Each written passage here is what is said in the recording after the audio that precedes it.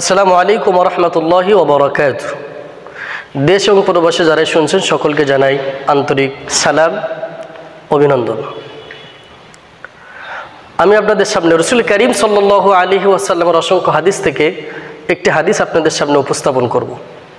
হাদিসটি হলো আন হাফস ইবনে আসিম রাদিয়াল্লাহু আনহু قال رسول الله صلى الله عليه وسلم كفى بالمرء كذبا أن يحدث بكل ما سمع।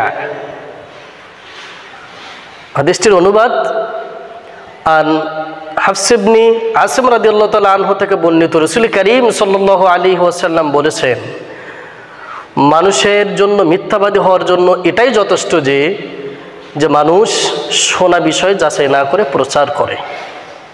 মুসলিম শরীফ হাদিস নং 7। হাদিসটির সনদ ও মতন সহিহ। সম্মানিত ভিউয়ার্স, উদাত্ত আহ্বান করছি কোরআন, সুন্নাহ এবং ইসলামিক বিভিন্ন তথ্য দালিলিকভাবে শোনার জন্য এবং বিভিন্ন শিক্ষণীয় কথা ওয়াজ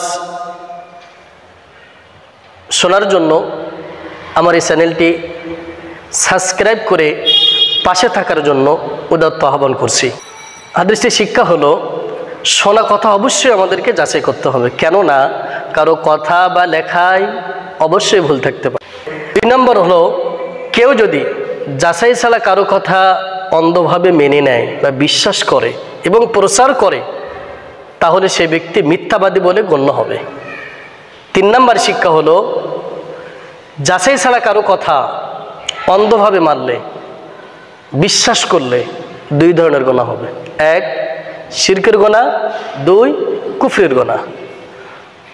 রাসূল করিম সাল্লাল্লাহু আলাইহি ওয়াসাল্লামের এই হাদিস থেকে এই 3টে শিক্ষা নিয়ে ব্যক্তি জীবনে, পারিবারিক জীবনের জন্য আপনি আমি সকলেই যেন পালন করতে পারে, আল্লাহ পাক আমাদের সকলকে সে তৌফিক দান করুন। আসসালামু আলাইকুম ওয়া রাহমাতুল্লাহি ওয়া বারাকাতুহু।